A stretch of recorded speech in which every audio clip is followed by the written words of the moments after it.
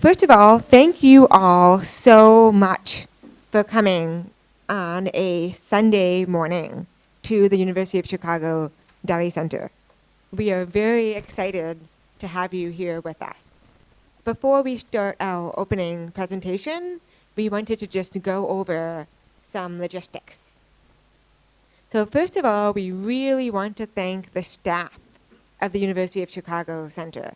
We want to thank Aditi Modi, we want to thank Shruti Bra, Arvind Balyand, and we want to thank Vikram and Vijay. So thank you so much for making this possible. And we also want to thank our sign language interpreters who are here with us today. So I know they put in a lot of work to prepare for this event. We met earlier in the week to go over key terms and concepts. And in our interest in making this a truly accessible event, or in trying to make it an accessible event, we've also told the interpreters that they can interrupt us whenever they need to. Okay? And logistically, so we have copies of the papers that James and I are going to read. If anybody wants to read along with us, there are a few copies that Manisha has next to her. So if anybody needs them, just raise your hand. Thank you. Well, thank you, Michelle. Now, I think most of us here who come from a very wide variety of different kinds of backgrounds, I think most of us will be very aware of the ways in which disability and also human rights have been framed or have been talked about in different ways by big global organizations. Now, following the United Nations Convention on the Rights of Persons with Disabilities, the UNCRP, something that I think getting on for nearly 200 countries have signed up to or bought into over the last decade, over the last 10 years. Following on from that, we've had national governments, we've had international bodies, NGOs, non-governmental organizations, and disability activists alike, all coming to think about and talk about disability as a kind of rights-based development issue. It's probably how many of us working in these fields tend to think about disability. Now, what, after all, is not to like about such an approach? It's seen as something automatically that's automatically a good thing. Now, why should we even question this? Now, we have a quote on the slide, it's up there behind me, a quote from Bengt Lindqvist. Excuse my pronunciation of Swedish is not good, but Bengt Lindqvist, who is the United Nations Special Rapporteur on Disability, who I think really hammers home.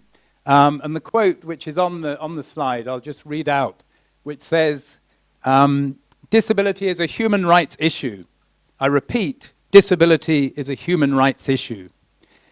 And then here on the next slide is a poster, a multicolored kind of poster with a slogan, a poster which again emphasizes that point with the slogan, disability rights are human rights. So there's a very strong connection that's drawn between rights of disabled people, people with disabilities, and human rights in a general kind of sense. But what we started wondering about when Michelle and I initially, a year or 2 years, I think, ago, when we were dreaming up these roundtables, or the idea for these roundtables, and the 2 days of academic workshops which we've just had, was how well these rather official, these high-level, these kind of global frames of reference, how well these things,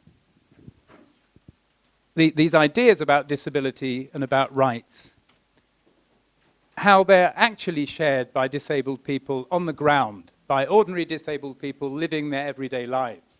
How important to those people, the people that we often work with in India, are this abstract notion of human rights.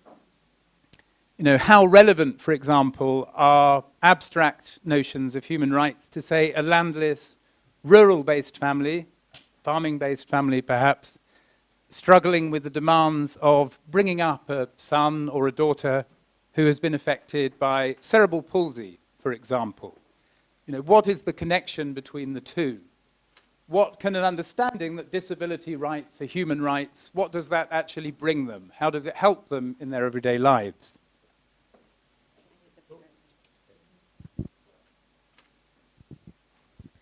And on the other hand, in the case of the state, or in this case, the Indian state, the state has clearly made investments into the concept of rights, with the Rights of Persons with Disabilities Act of 2016.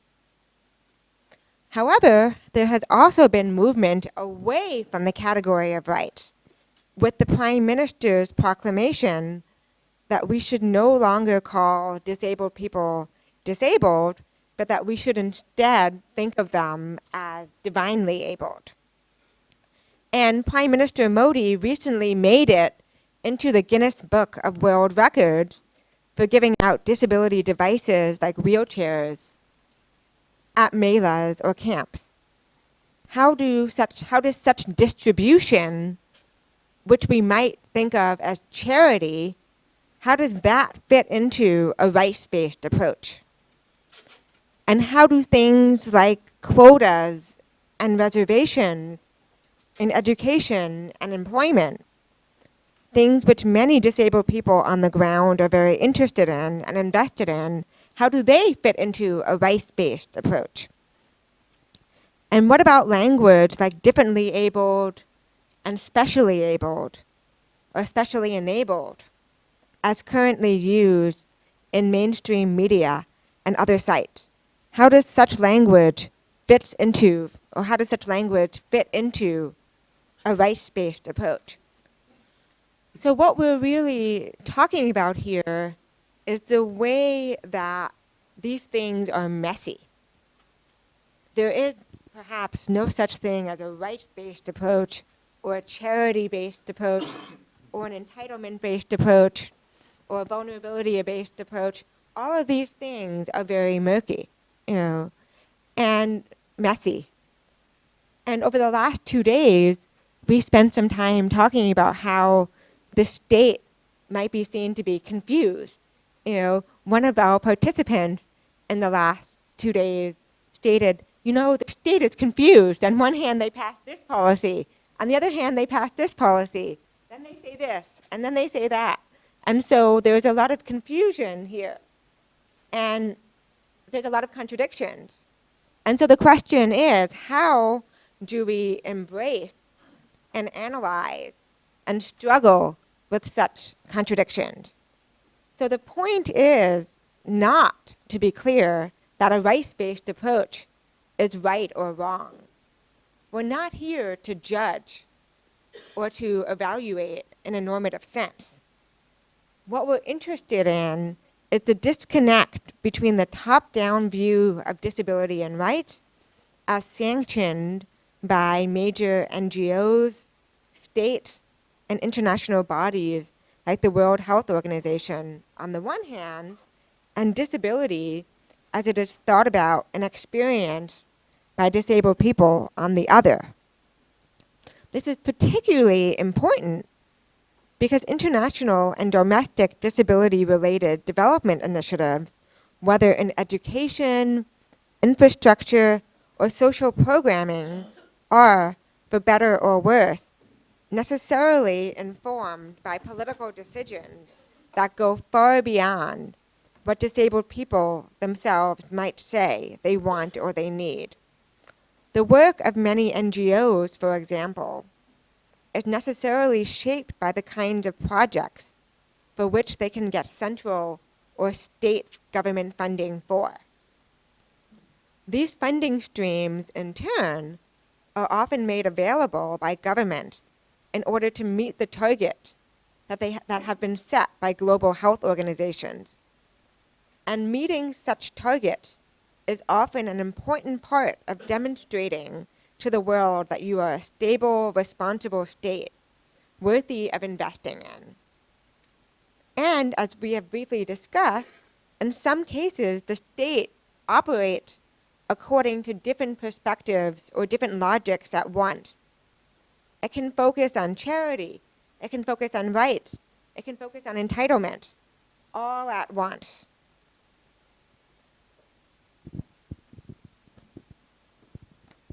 So whatever our disciplinary backgrounds or our activist backgrounds, whether we're coming at this issue as scholars, as therapists, as advocates in some cases, as educators, as policymakers, or whatever our particular backgrounds might be, we felt that it was vital both to acknowledge and to try to make sense of this disconnect between how disability rights are formulated, how they're talked about, how they're acted upon from above, and on the other hand, the experiences and the desires of disabled people in their everyday lives.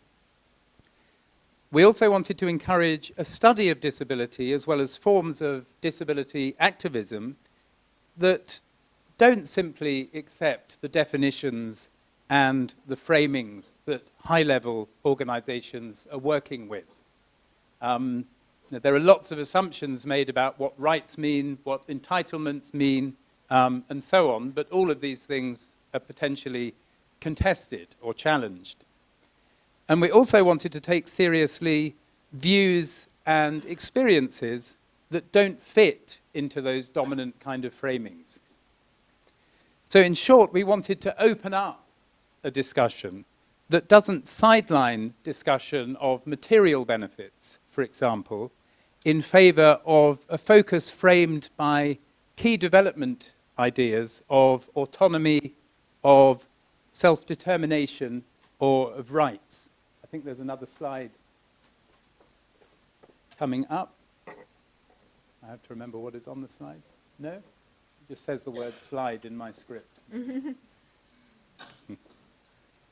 Here we have it, yeah. So there are two lists here of what we've called good concepts and bad concepts. I'll elaborate on those in a moment and explain what is on the slide.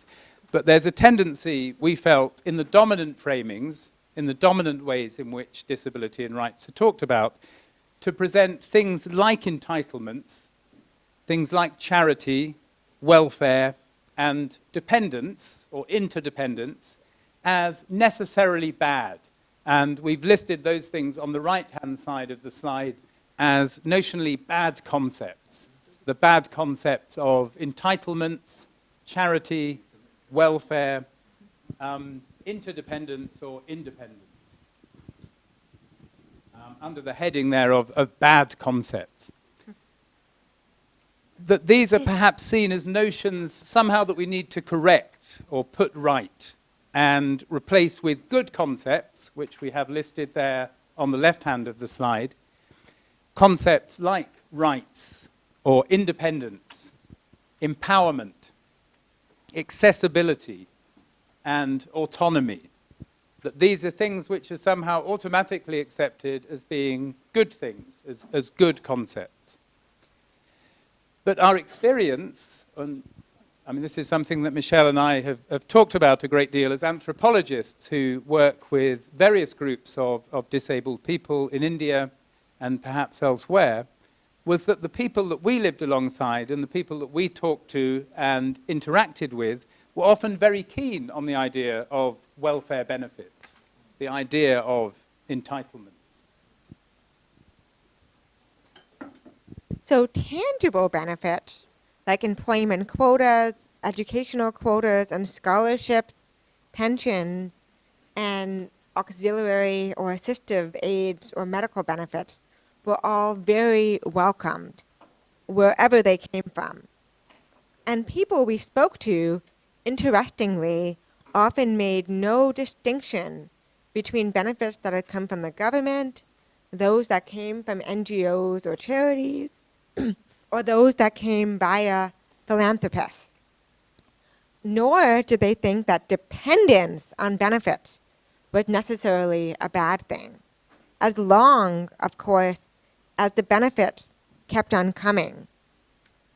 So there's an anthropologist named Erica Bornstein ERICABORNSTIIN, and she writes about lepers and a group of lepers, and she talks about how there was a desire for charity, and specifically charity for life, and so there were a group of people who said, yes, we want this charity and we want it for life. We want it to keep on coming, And so how do we think about this in light of this focus on individual independence, And how might we think about the ways that independence is a particularly Western or capitalist kind of notion, especially in cultural context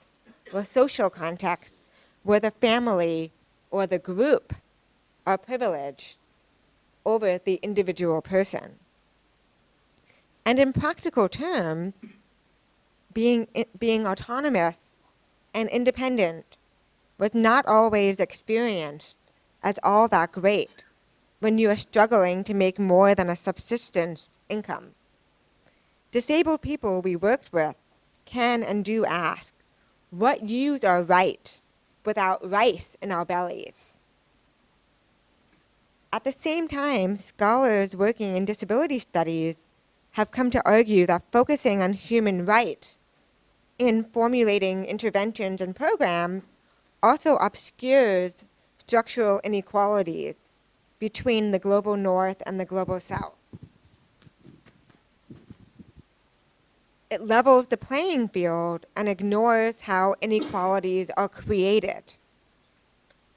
So a focus on rights can ignore structural inequalities. It can ignore unequal political economic situation, and it can ignore the way that these things are created through policies, through histories of colonialism, through multinational organizations like the World Bank. And so we asked, do we need India-specific ways of thinking about disability and rights that break free from the globalized narratives which are dominated by ideas from the global north?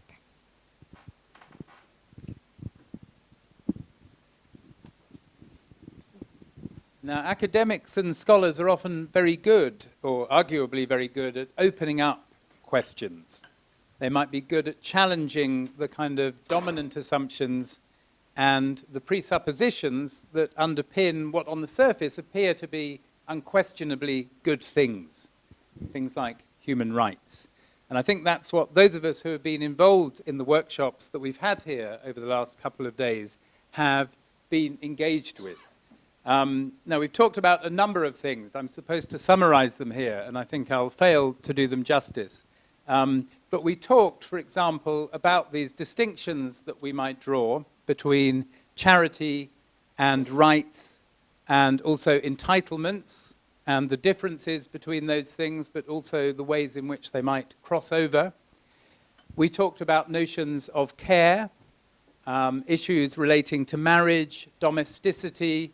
We talked about sexuality and human rights, in particular in relation to disability, and how we navigate some of those often very complicated, very difficult issues which are difficult to be spoken about.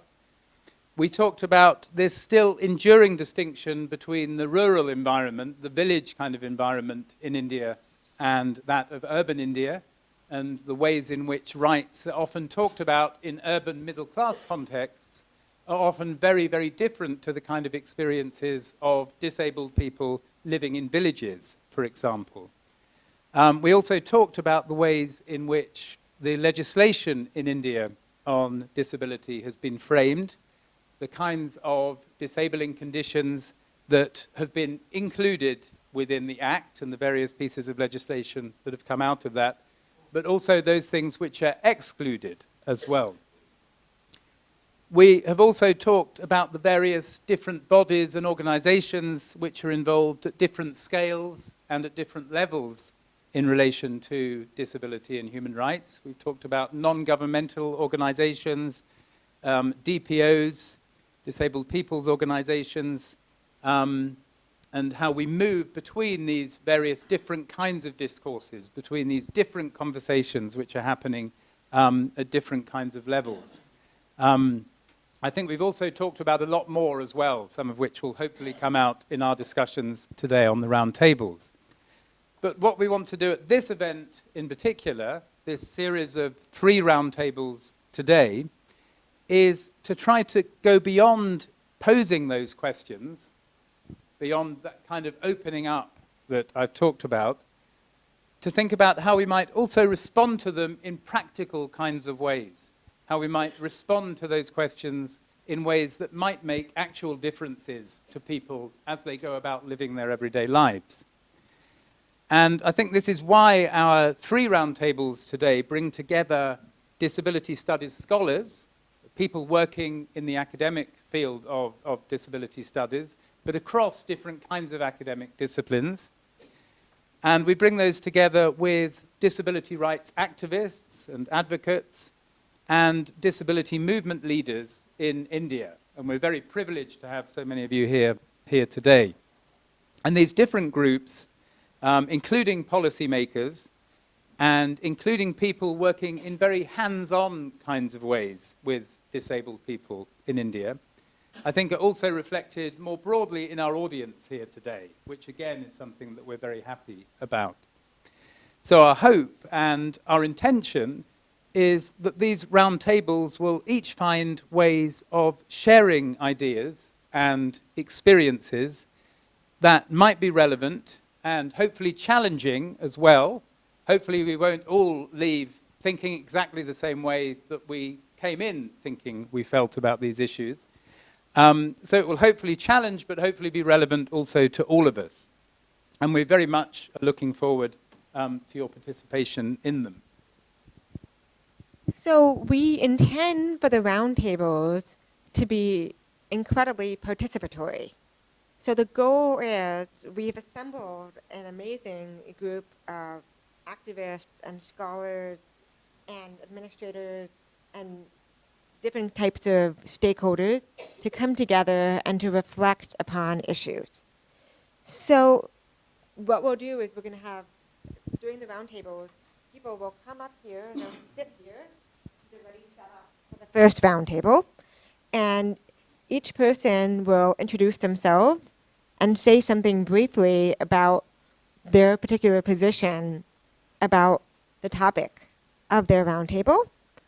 And then we're going to open it up to the audience for discussion and for conversation. Okay?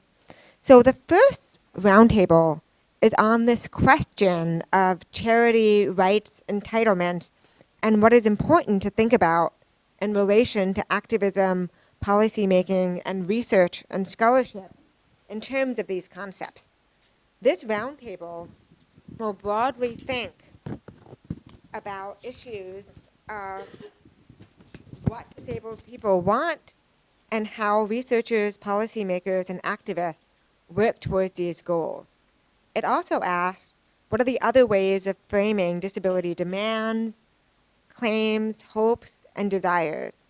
Do rights-based discourses always work? And where do they break down? So that's the first panel, or the first roundtable. The second, and I'm going to be leading that roundtable. The second roundtable will be led by James Staples, and it turns the spotlight onto the discipline of disability studies, which is a growing interdisciplinary field. There are increasing numbers of disability studies programs opening around the world, and disability studies has its own journals, conferences, like the one that we just had, and so on. Disability studies scholars often have an uneasy relationship to scholars in the field of medicine and rehabilitation, and hopefully Satendra Singh will help us work through that specific point. So at least this has been the case in the past. And there are also questions about what is universal about disability studies and what might be specifically focused on in India. And so these are some of the questions that second roundtable will address. The third roundtable, which will be after lunch, will be led by Shruti Vedra, if you want to raise your hand over there. And that roundtable is about a very sexy topic, which is disability activism in India and the specific form that disability activism might take in order to be productive and to have a real impact, especially in light of the broader discussion we've had about disability rights and human rights. For example, disabled people in Korea have protested by throwing themselves out of their wheelchairs and crawling along the road. In Bolivia, wheelchair users hung themselves off the sides of bridges sitting in wheelchairs. What kind of embodied protest might be successful in India? What kinds of protest strategies in general are useful in the realm of disability? And how does this depart from appealing to or using human rights discourses? So those are our 3 roundtables. Does anybody have any questions about the structure of the day? No? Okay.